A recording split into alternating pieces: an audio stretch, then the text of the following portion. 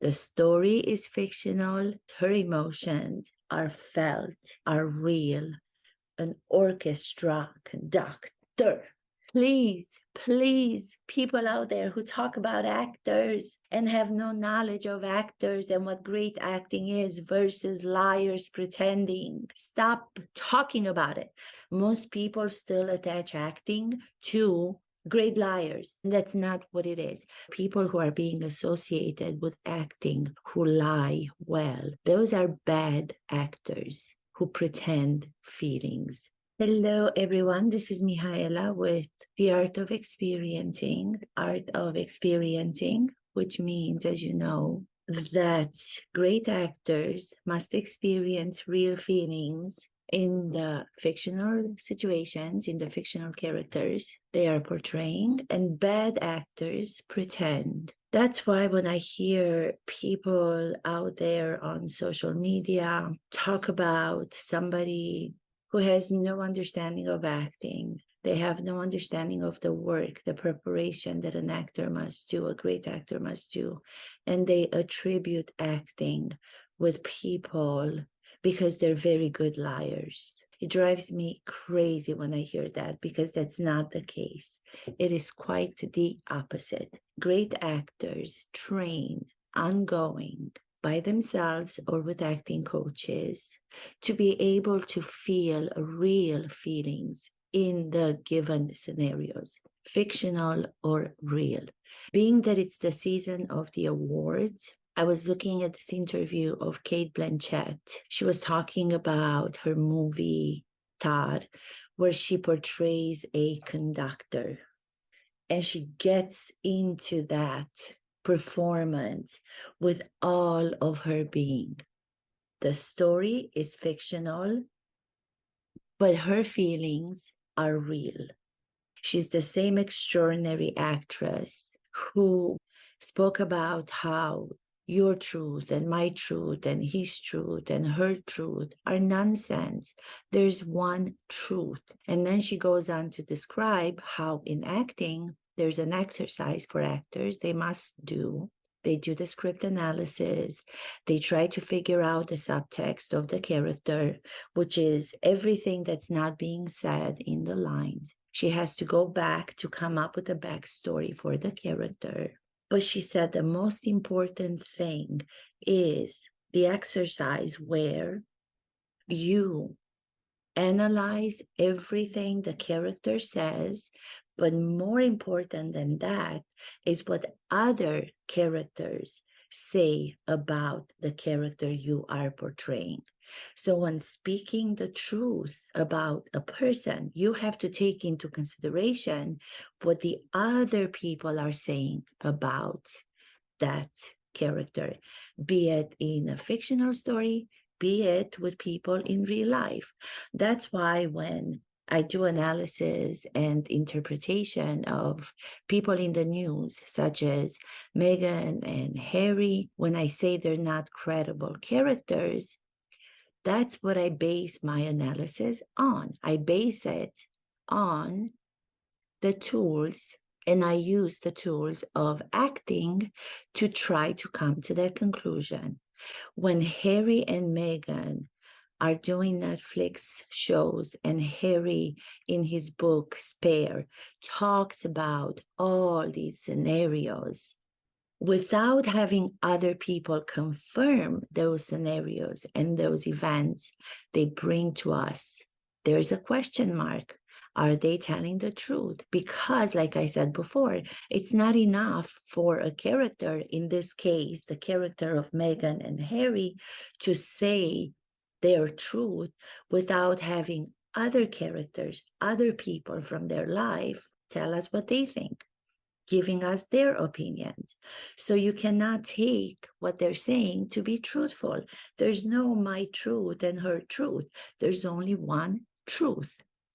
Cate Blanchett, one of the most extraordinary actresses, in my opinion, said it so much better than I do. The reason why I bring her up is because she made that comment.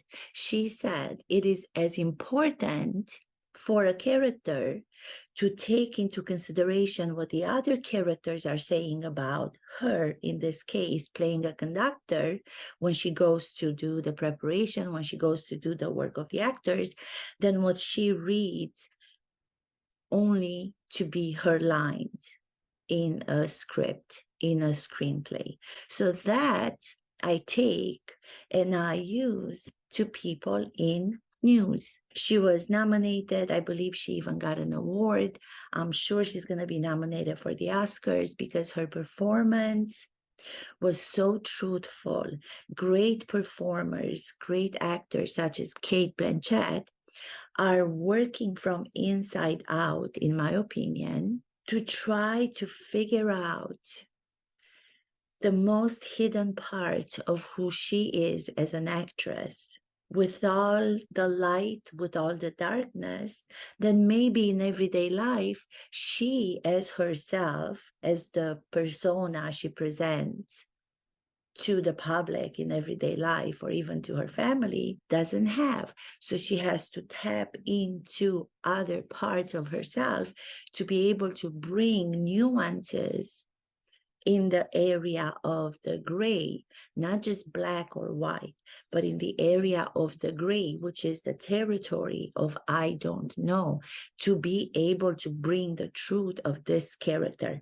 When you are portraying a character like she did in the movie Tar, which you must see because it's really wonderful, she brought the flaws of the character. She brought the qualities of the character.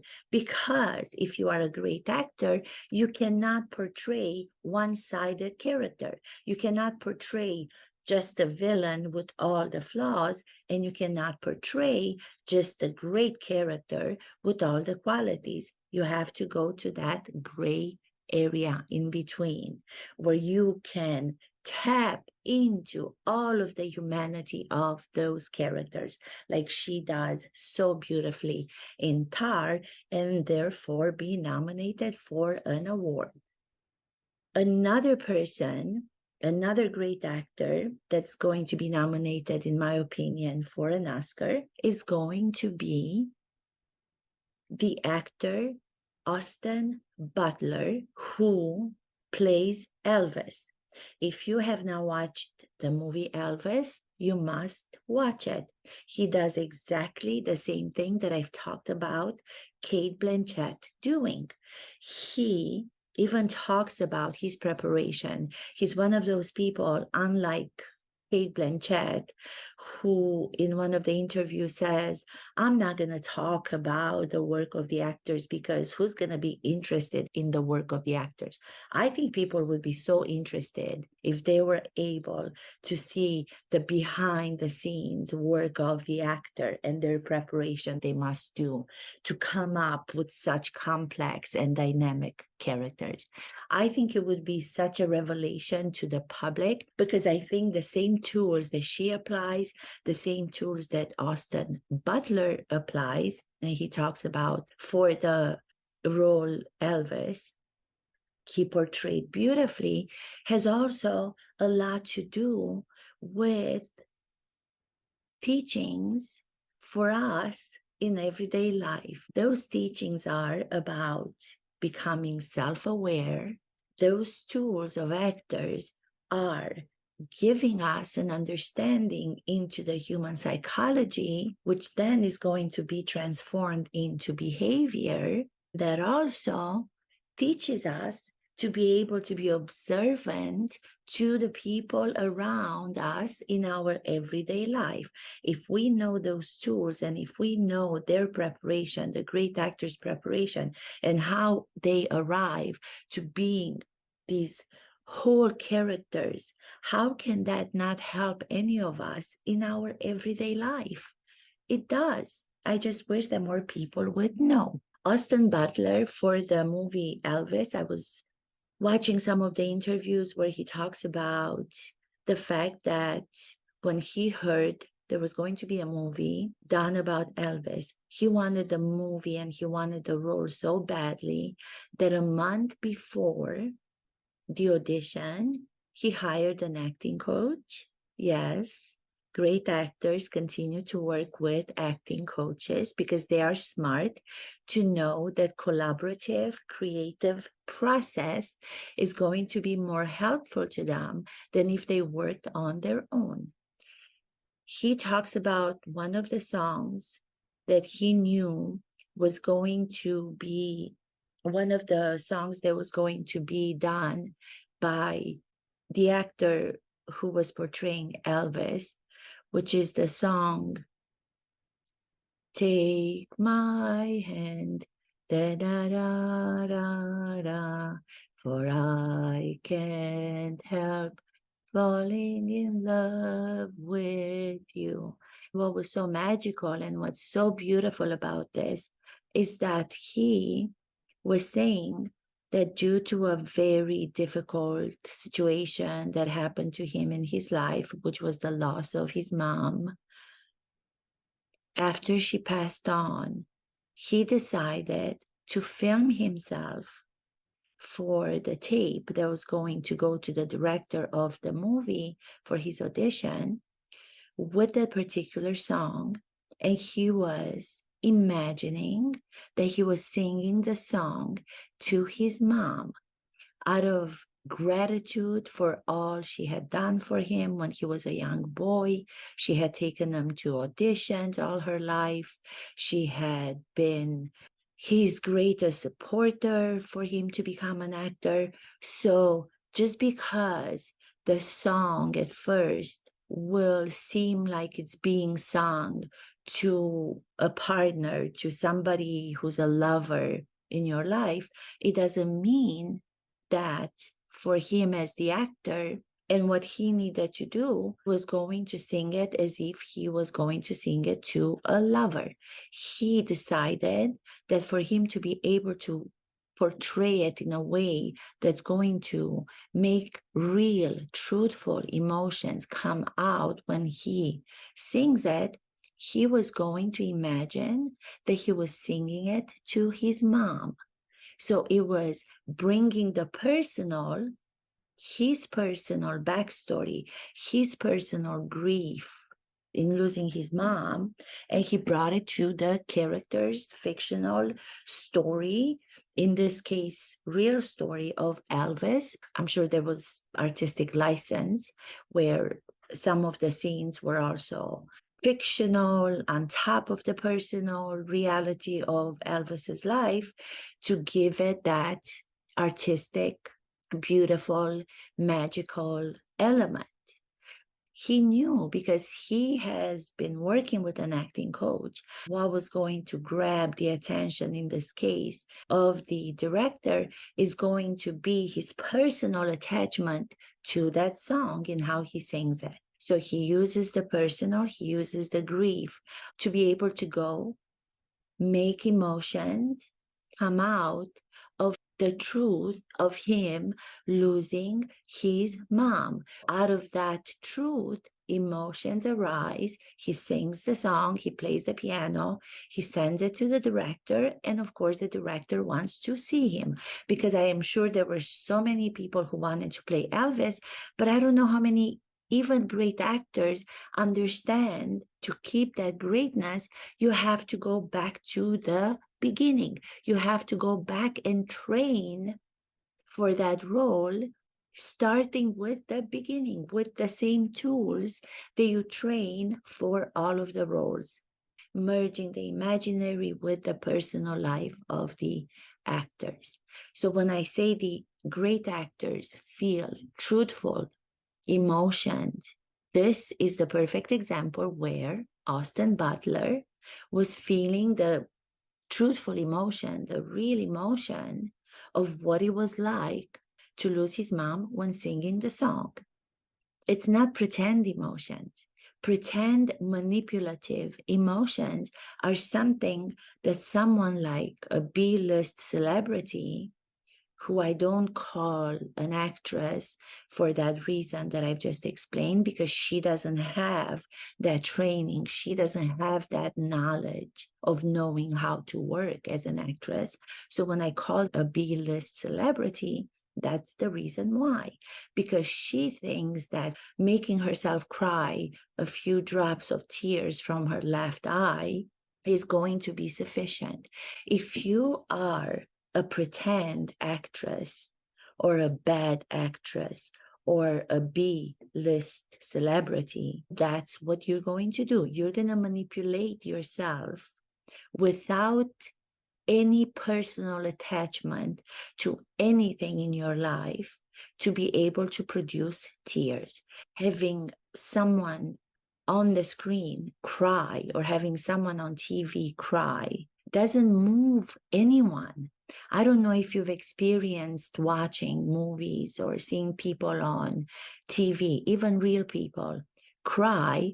You watch and you wonder, oh, there are tears. There are tears coming down the cheek of those people you're watching. But why is it that I don't feel anything? You don't feel anything because they don't attach them to something that's personal from their life. The same way that Austin Butler attached them to his mom, who is now no longer here. That's what makes us then feel when we watch him have emotions.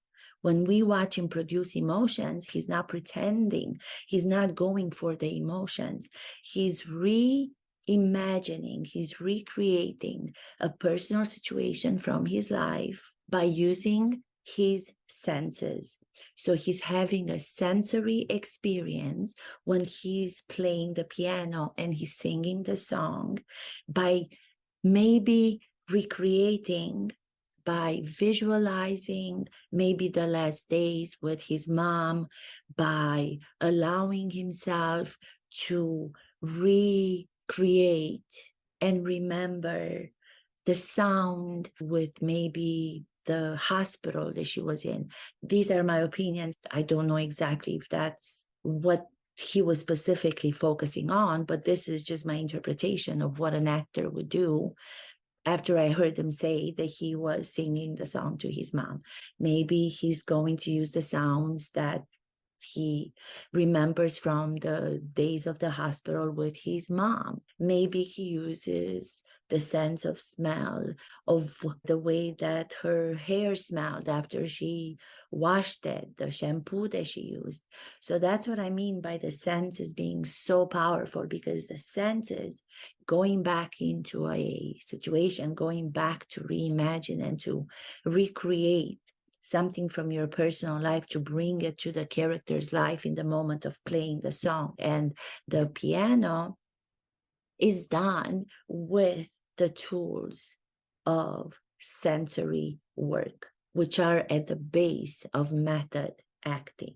He's not pretending in the moment that he sings and plays the song, because he's reliving, he's re-experiencing that moment, those last days with his mom who passed. Of course, he was nominated for awards already. He's going to be nominated most definitely for an Oscar. Another one that I saw was with Colin Farrell in the movie, which I also saw, The Banshees of Inisherin.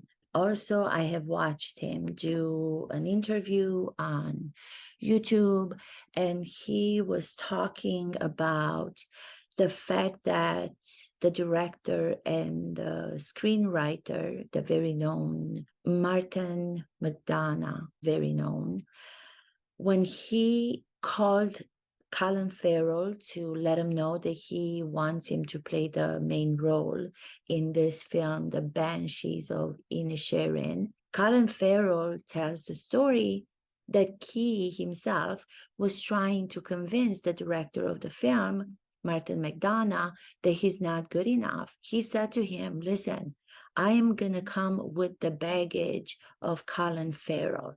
The baggage of Colin Farrell, who, for a part of his career after he's become famous, forgot the great actor's preparation. After he did Alexander the Great, the movie that came out many years ago, where he had come after having success and being a celebrity, an A-list celebrity. He was kind of forgetting what the work of the actor should be. He was letting the stardom get to him. And when Alexander the Great came out, they were all getting ready, thinking that the movie and the actors are going to be nominated for Oscars. They were getting their tuxedos ready, he says. But then when the movie came out and after people saw it, the audience did not appreciate the movie as much as they thought that it was going to be appreciated. He took some time off. He went to think about it. And he said that he felt for the next couple of years that he had to apologize to every person for the bad work that he had done in Alexander the Great. That made him humble again. That made him realize that what he had been doing in that movie and the reason why it did not work the way that he thought it was going to work is because he allowed the stardom to take over and he forgot all of this work that I talked about that Austin Butler was doing, which is to use the tools that acting provides for you to merge the imaginary of the fictional story plus the personal events from your life to bring out truthful emotions, truthful living in the moment. He took that time off when Martin McDonough kept insisting, well, I don't care what baggage you come with. I don't care that you haven't had a success for I don't know how many years. I want you in this role and you are going to do the role. Only the fact that he was trying to convince the director that he's not good enough for this role made him take self-inventory of all of the years that he had taken acting for granted. It made him humble as a person. So he went into his personal recognition as a human being first, realize that he's going to have to start this role the same way that he would have started other roles before he became famous. Fame doesn't guarantee that every role you do as an actor is going to be a success if you don't constantly go back to doing the work, which is the merging of the imaginary with the personal. And that's when he became humble. That's when he realized that he's got to start with a clean slate and he's going to have to go to the basics of using the tools great actors use, which now it shows in this film he did. There are some subtle, beautiful moments where he reveals emotions, even though he doesn't speak about it like Austin Butler. He doesn't speak about his preparation very much, but already just by him telling us, he needed to find that humility in himself again to be able to go on and bring that humanity to the character. That humble being is already giving us an insight that he was pretty much doing what Austin Butler was doing, recognized the humility in himself, recognized the fears in himself, and bring those to the character. He did that, and now he's being nominated for, I'm sure, an Oscar. If you do not keep a self-inventory of who you are as a human being first, you cannot become a great character. All of the fears, I am sure, he felt coming into this new role that was given to him, and all of the things that he had learned about being that you are a celebrity doesn't guarantee you to be a great actor. You have to work on every role by starting from the beginning. Personal recognition, once again, in who he was brought to his character because he brought his humanity, his personal humanity to the character. When we watch and when we see him live emotions as the character, those emotions are coming out of something personal to him. Therefore, we feel for them as the audience. The difference again between pretending emotions and living emotions, having to do with something, with some connection to something from your life. It could even be the fear that I'm not good enough to do this role because I wasn't good enough to do Alexander the Great, where it would have become the success that I was hoping that it would become. So only accepting that fear and bringing that fear and overcoming that fear during the journey of the character in this film, Colin Farrell, was allowing his personal energy to be immersed with the life of the character. So it's always the personal and the imaginary coming together, the personal, the imaginary coming together. That's when the great characters we end up seeing become human beings. Characters must be human beings. We as human beings live with all sorts of emotions through our lifetime. So do the characters. So when somebody says, oh, there was someone that was lying to me so well, he's such a good liar, he should be getting an Oscar for his lying, I just want to say, stop. You do not understand, so do not speak about Oscar and do not speak about awards given to liars, because great actors cannot get away with lying to get to an award. They must speak truthfully with the lines given to the characters, with the lines written in the script. The living they do has to be real. The living they do has to be truthful.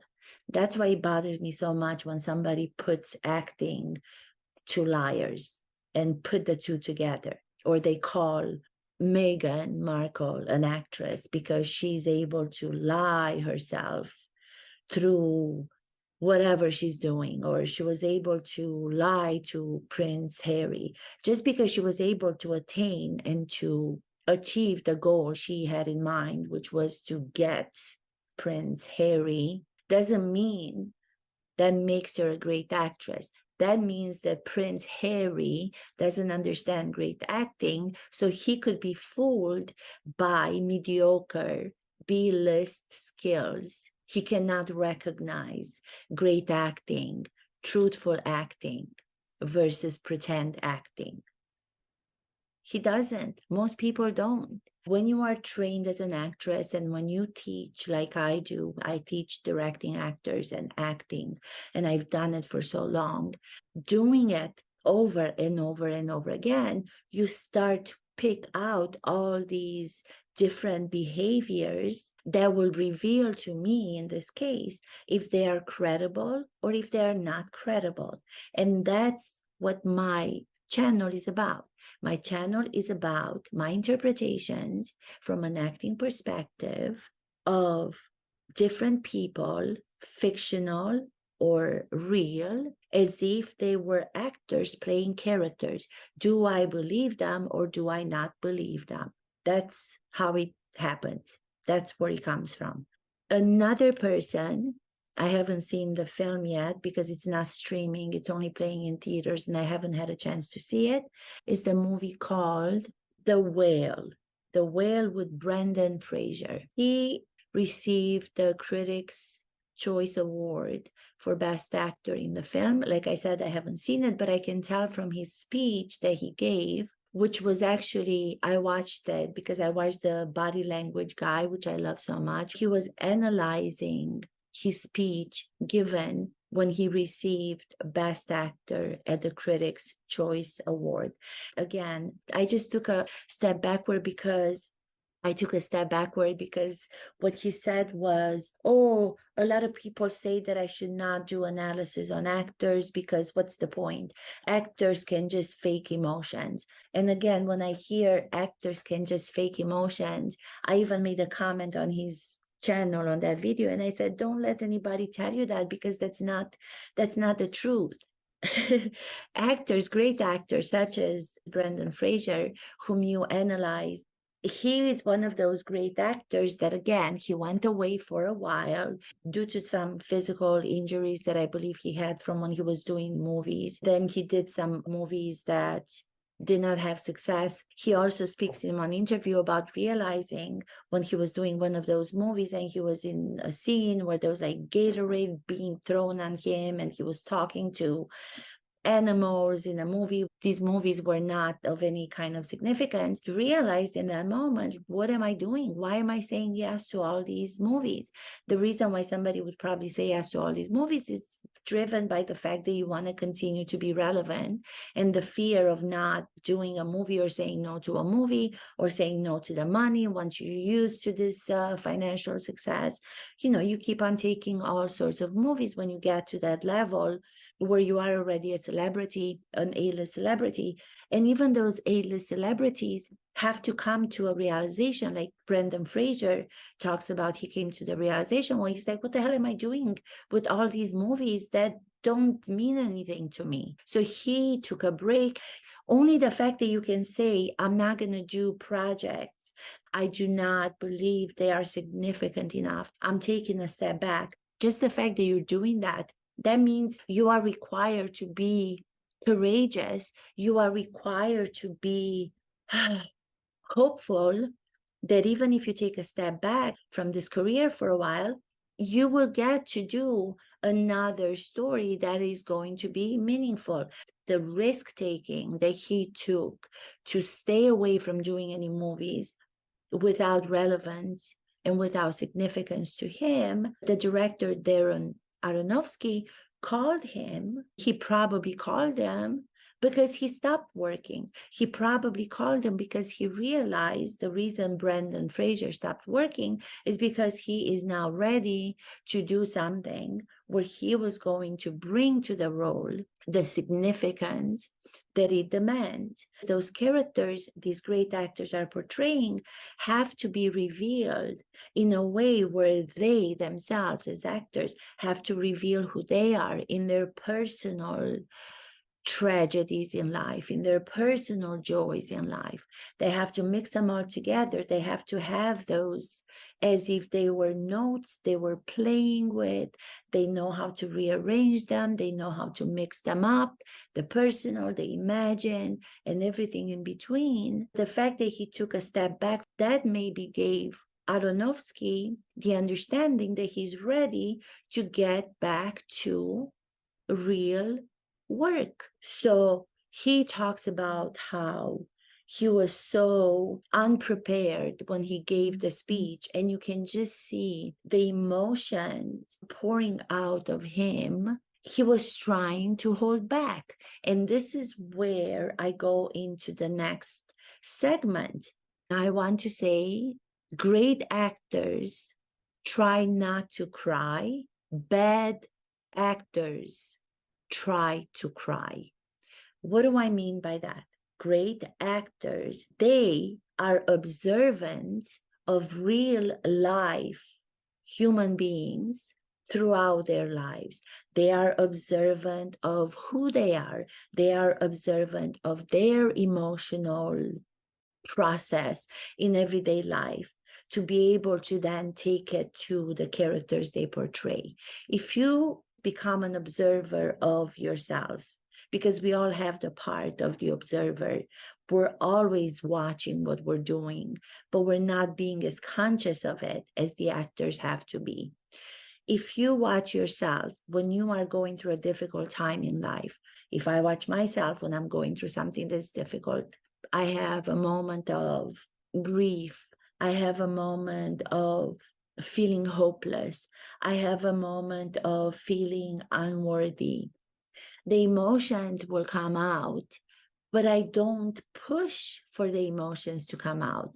Crying will come out of me, but I don't push for crying to come out of me. What I do is exactly the opposite. I try to stop the emotion. I try to stop the crying. I don't push to cry.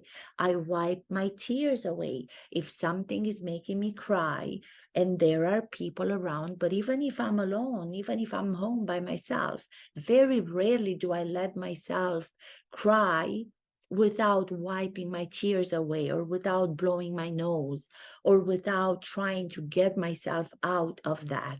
And in the way that I get myself out of that, another emotion will rise up, which is probably going to be one of anger, where I tell myself, it's enough, it's enough. You don't have to put yourself down so much. Stop putting yourself down so much. Stop with the crying. It's not as bad as you think it is, because I will try to get myself out of that emotion. I will try to not cry. If we do that as real people in our everyday life, because that's the only way that we're going to be able to survive and go on and grab onto hope again, then why would great actors not do the same? He did exactly the same when he was giving the speech on the stage. You could see he was so surprised to be the winner of the best actor. He was crying in the beginning. He was fidgety. He was trying to fix his button to his jacket. But then the next emotion was he made this face, and it seemed like a face of anger, but it wasn't an anger that was addressed towards the audience. It was himself trying to stop himself from crying so he can move on to the next beat and be able to continue speaking. If a bad actor would be giving a speech, or if someone who's a liar from everyday life is given a speech, and they try to cry and they try to cry, and finally they can cry, but it's not sustained by anything personal, they don't go to wipe their tears. They don't go to the next expression, which would be the expression of anger, or the expression of, let me get myself out of this state so I can continue with this speech. I have to continue with the speech. I have to be here to thank the audiences, to thank my colleagues who are nominated in the same category. He's not just crying on stage and continues to cry, or continues to have tears dropping on his cheek the whole time. And that's what he stays in. He stays in the crying mode. That's what liars do. That's what bad actors do. So do you understand why when I hear associated acting with liars, it's something that drives me insane, because it's not the truth. Speaking about the truth, not my truth, his truth. It's the truth. Going back to how this great manual for actors, once experienced for as many years as I've experienced it myself, privileged as an actress on the stage of the Actor Studio, as a teacher, teaching people in New York, teaching workshops internationally, will let me see in people, not just in actors, if they are liars wanting to cry, or if they are great trying to stop crying. That's how I can tell you a character, real or fictional, is credible to me or is not credible to me. Another person in the news right now, because I feel like there's so much happening in the news, and it's so crazy because I did a video on him and people were jumping to say, don't talk about him this way. You don't understand. We love him. He's amazing. Is the social media sensation up until a few weeks ago, who happens to live in my country where I'm from, Romania, is Andrew Tate. Andrew Tate was the most Googled man on social media.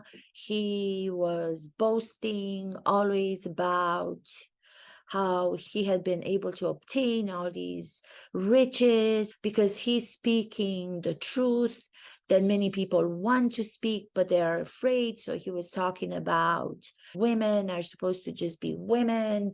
They have to do the cooking. Women are not equal to men, and blah, blah, blah, blah, blah. And he was so liked by so many people. A few months ago, he was on Piers Morgan, Uncensored. And I did a video about the same thing that I do my videos on. Do I believe him to be a credible character? or do I not? First sign that he was not credible is that he was never making eye contact, or if he was, it was very rarely. If you believe in everything that you're saying, if you stand by what you're saying, which is against the majority of the people, if you believe so much and you want to stand by that, look the man in the eye. Look Piers Morgan in the eye and tell him that. When he was confronted with most of the things that were so negative towards women, instead of him just saying a statement, a direct statement, I stand by that. He was trying to come up with excuses, almost the same way that Prince Harry does. He was trying to put the blame on the people who were posting some of the derogatory and negative things he was saying about women. He kept saying, no, but that's not exactly what I meant. It's their fault, it's those people's fault who took just the clips from my whole speech. No, stand by what you're saying. Don't try to find the fault to be on those people who are taking your clip out of context. It doesn't make a difference. The clip or the context cannot make a difference. Just stand by what you're saying. And if you do, at least, guess what? I'm going to say you're standing by what you believe, even though I don't believe that. You're standing by it. He wasn't. He was trying to have one foot in one boat and the other foot in the other boat because he was afraid of not being liked by some people. So he was trying to please the audiences he knew he already had. He was trying to keep those audiences in his hand, the same way that Prince Harry, when he was doing the interview on Stephen Colbert, even though it wasn't a live audience, but they had an audience, it was pre-recorded. The whole time he was more concerned with maintaining the audience's attention, my opinion is, and being afraid of the audience realizing and finding him out for who he is. Someone who blames the press, someone who blames the royal family, someone who blames everybody else in his life for how he feels or how his wife feels, who should never be called an actress for all the reasons that I tried to explain in this video. He was so much more concerned with holding that audience than he was with giving the interview. If you know that you're telling the truth, not your truth, you're not going to be concerned with the audience because you are going to be grounded in the truth. And you're going to have a conversation with the person who's interviewing you. But he was always trying to cheer to the audience. I'm like you. I'm like, no, you're not. You're privileged. So stop trying to convince the audience you're like that. Going back to what Andrew Tate was doing, he was doing the same thing. He was trying to play to the audience whom he already knew that he had in the palm of his hand, but he wasn't going to be ready to let go of the audience who did not believe in his crazy ideology. He wanted to get more people. He wanted to get more audience members. No, what you said is what you said, which is horrible things about women. So that's how I can recognize those characters who are real people, because I understood what they wanted with the audience. Real great actors playing in front of an audience on a stage, playing in front of cameras. If you allow all of the things that I've mentioned before, personal inventory, that question, am I good enough, to come through from something that's within you, and then say the line over that feeling, you will have brought to the character that human feeling we all have at some moment in our life. You don't have to then be concerned about the camera, because if you're concentrating on that reveal, you will occupy the brain with that personal experience in the moment. So the brain doesn't have as much space to focus on, let me make the camera like me, let me make the audience, if there's an audience, like me. You don't have that, because if you're living in the moment, different emotions, then speak the words of the character, you don't have the time to worry about all the nonsense liars worry about, which is, I want to please the audience because I think they're going to find me out for being a liar. You don't have that time as a great actor because you're experiencing in the moment the fact that you don't feel worthy maybe to do this role, as in the case with Colin Farrell, that humility and being humbled by the fact that he was asked to play this role is already a beginning into the journey of the character, bringing that in. He doesn't have to worry about the camera. You don't even have the concentration sufficient there in your brain to care about the audience because you're living truthfully. That's the difference. Living truthfully in the real script or in the fictional script versus liars pretending to live in the script or in real life. Great actors try not to cry. Bad liars try to cry. It's on different ends of the spectrum, completely different. I brought everybody who's in the news right now. Another video that I did was the one on what everybody's talking about, which is the Idaho killings of those 4 beautiful young students. Everybody is talking about it, not just in America, but everybody's talking about it internationally. First of all, I can't even imagine the grief of the families and the parents and the friends and everybody. All they did that night went to parties, and then they went to grab something to eat, and they went home to sleep in a house that was so close to everything around. So it wasn't like they were isolated in a house somewhere. And then the next morning, the massacre of 4 young students. Then you think, who can do this? That takes me also into character analysis. Who can do this? Who's capable? What human is capable of doing that outside of the general understanding of why it would affect all of us so much? Because 4 young lives were taken by someone without any reason, for no reason. The horror of it all. I'm watching all this coverage, and I go back to when I was their age and I was in college in Romania. We were on campus. Also, we went out. We were young. We were superheroes at that age. You feel so invincible. Oh my God, so many things could have happened to me that didn't even cross my mind, the same way that it didn't even cross their mind. Then I go to the character. Who is this character? Innocent until proven guilty, I know, person. Then you watch him for the first time when he's being brought in front of the court, the way that he just walks. I was seeing him walking for the first time, and I had chills all over my body. Fear that came out of his eyes. That took me to, oh, I bet Christian Bale did American Psycho, that movie. That's how my mind works because of acting and because of teaching acting. I was like, oh my God, I wonder how Christian Bale, how any great actor comes to play a character who's a murderer, who's a killer. How do you do that?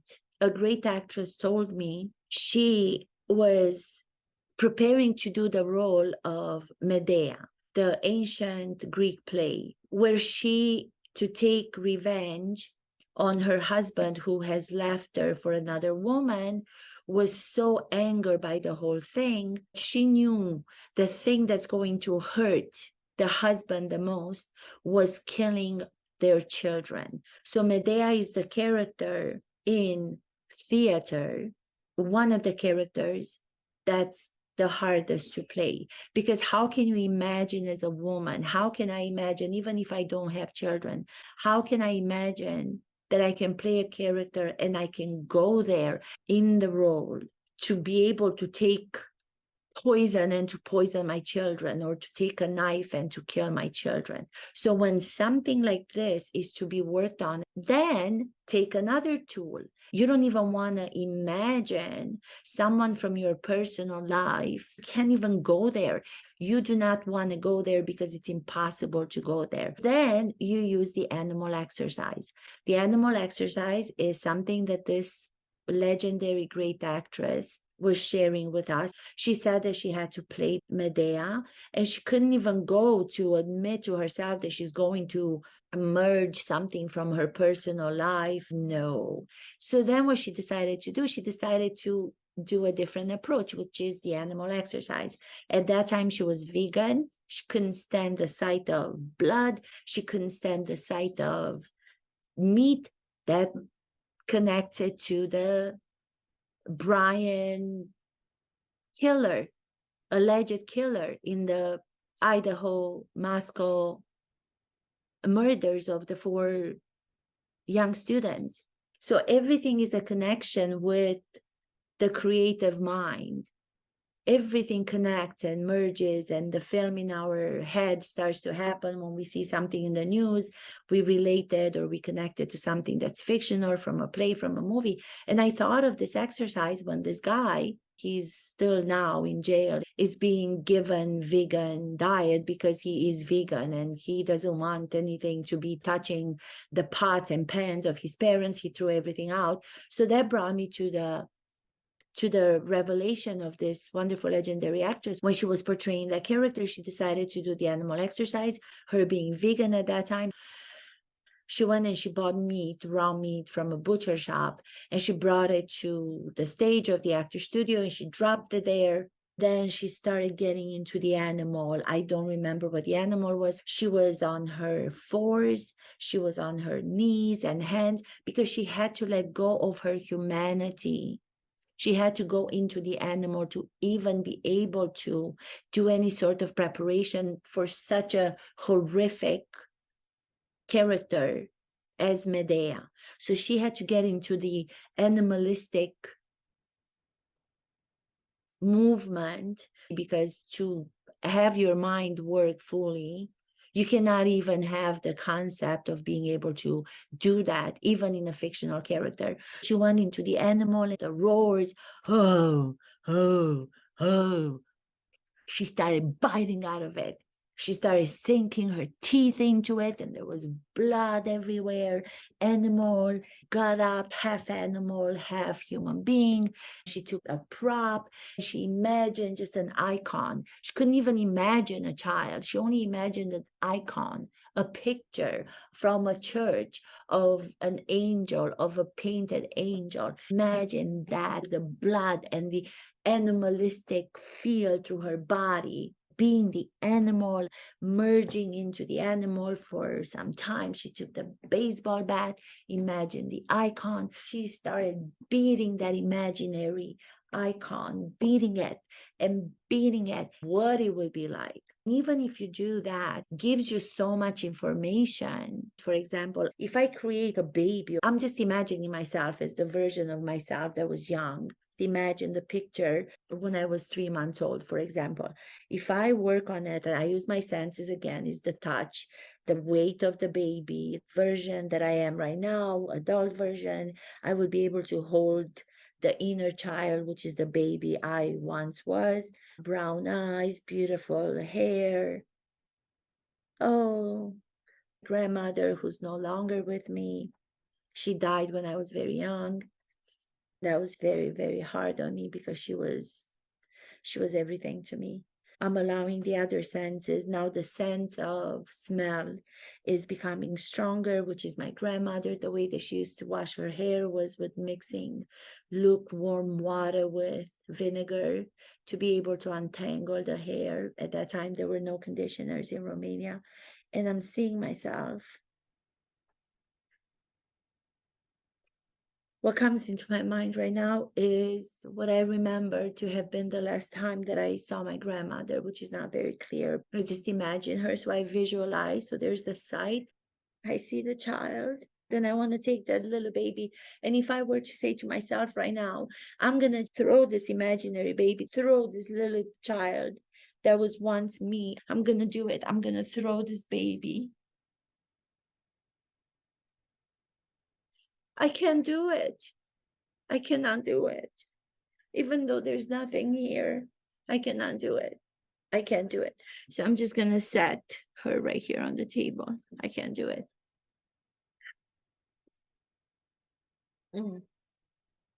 I don't want to go there. I can't go there. Do you see? I'm not going to keep on trying to cry. I don't want to go there. I don't want to go there. Why would I want to go there right now? I don't. So this is another example of the power of acting. I think it was Einstein who said imagination is more powerful than reality because it can be whatever you want it to be. Even that demonstration of the baby, if I allow the person who took care of me when I was at that age and her passing and my sadness and my grief with her passing, everything mixed together, the emotion will arise. Will the crying happen? Yes. Will I try to stop it? Yes. Because the more you try to stop it, the more the audience is going to be crying. If you push to cry based on nothing, just because you are a faker and a liar and you can produce tears, it doesn't matter if those tears are real or not. It will not move anybody. So I do hope people are going to watch this because I really do think that I'm revealing some of the things and I'm trying to put them in practice at the same time. I'm giving an insight into method acting and understanding of how creative process happens, reality, the film in your head mixed with the personal, mixed with the imagined, and all of that comes together. And that's how you go to work as great actors do. Every time you do a role, no, I did it once, I became famous, and then I don't have to do it again. I can go on pretending. No pretend. Liars, B-list celebrities pretend. Great actors live truthfully in the given circumstances, real or fictional. Thank you so much. Kisses, everyone. Thank you.